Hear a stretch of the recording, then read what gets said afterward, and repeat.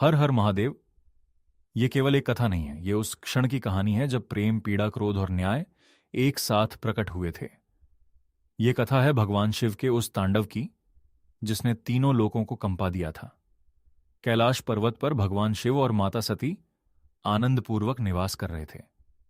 माता सती अपने पिता राजा दक्ष से अत्यंत प्रेम करती थीं, लेकिन दक्ष को भगवान शिव कभी पसंद नहीं थे।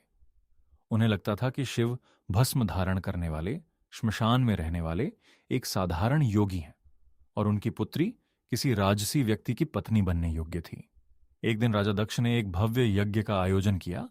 उन्होंने सभी देवी देवताओं, आर्षि मुनियों और राजाओं को आमंत्रित किया, लेकिन जानबूझकर भगवान शिव और माता सती को नहीं बुलाया। जब माता सती को यज्ञ के बारे में पता चला तो उनका मन अपने पिता के घर जाने को व्याकुल हो उठा। भगवान शिव ने उन्हें समझाया कि जहां सम्मान न हो वहां जाना उचित नहीं होता, लेकिन पिता के प्रति प्रेम के कारण माता सती यज्ञ में पहुंच गईं। यज्ञ स्थल पर पहुंचकर उन्होंने देखा कि किसी ने उनका स्वागत नहीं किया। उनके पिता दक्ष ने सबके सामने भगवान शिव का अपमान किया। अपने आराध्य और पति का यह अपमान माता सती से सहन नहीं हुआ। आंखों में आंसू और हृदय में अथाह पीड़ा लेकर माता सती बोली, जिस शरीर को मैंने दक्ष की पुत्री के रूप में पाया है, आज मैं उसी शरीर का त्याग करती हूं। और देखते ही देखते माता सती ने यज्ञ की अग्नि में स्वयं को समर्पित कर दिया। जब यह समाचार कैलाश पहुंचा तब संपूर्ण ब्रह्मांड का वातावरण बदल गया। भगवान शिव का हृदय टूट चुका था। उनका प्रेम उनसे छिन गया था। महादेव की आंखों से आंसू बह रहे थे, लेकिन उन आंसुओं के पीछे एक भयंकर क्रोध जन्म ले चुका था। उन्होंने अपनी जटा से एक केश उखाड़कर पृथ्वी पर फेंका।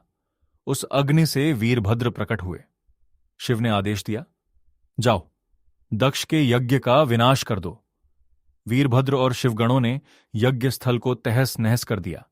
राजा दक्ष का अहंकार चूर चूर हो गया, लेकिन महादेव का दुख अभी शांत नहीं हुआ था। वे यज्ञ स्थल पहुंचे, माता सती के शरीर को अपनी भुजाओं में उठाया और विलाप करते हुए तांडव करने लगे। उनका प्रत्येक कदम पृथ्वी को हिला रहा था। उनकी जटाएं आकाश में लहरा रही थीं। डमरू की ध्वनि से दिशाएं कांप रही थीं। देवता भयभीत हो गए। समुद्र उफान मारने लगे। पर्वत थरथराने लगे। ऐसा प्रतीत होने लगा मानो संपूर्ण सृष्टि का अंत निकट हो। भगवान शिव का तांडव केवल क्रोध नहीं था, वह एक पति के टूटे हुए हृदय की पुकार थी।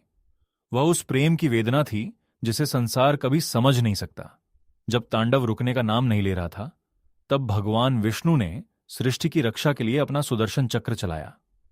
सुदर्शन चक्र ने माता सती के शरीर को अनेक भागों में विभाजित कर दिया। जहां जहां उनके अंग गिरे, वहां वहां शक्तिपीठों की स्थापना हुई। धीरे धीरे भगवान शिव का क्रोध शांत हुआ। वे पुनः गहन समाधि में चले गए। लेकिन शिव का तांडव संसार को एक अमर संदेश दे गया। जब प्रेम का अपमान होता है, तब विनाश निश्चित होता है। जब अहंकार बढ़ता है, तब उसका अंत भी निश्चित होता है। और जब महादेव तांडव करते हैं, तब केवल विनाश नहीं होता, बल्कि एक नए सृजन की शुरुआत भी होती है। आज भी जब शिव तांडव स्तोत्र का पाठ होता है, तो ऐसा लगता है मानो स्वयं महादेव अपने डमरू की ध्वनि के साथ ब्रह्मांड में नृत्य कर रहे हों। महाकाल के उस तांडव को याद करके आज भी भक्तों का रोम रोम गर्व से भर उठता है। हर हर महादेव। जय शिव शंकर, जय महाकाल।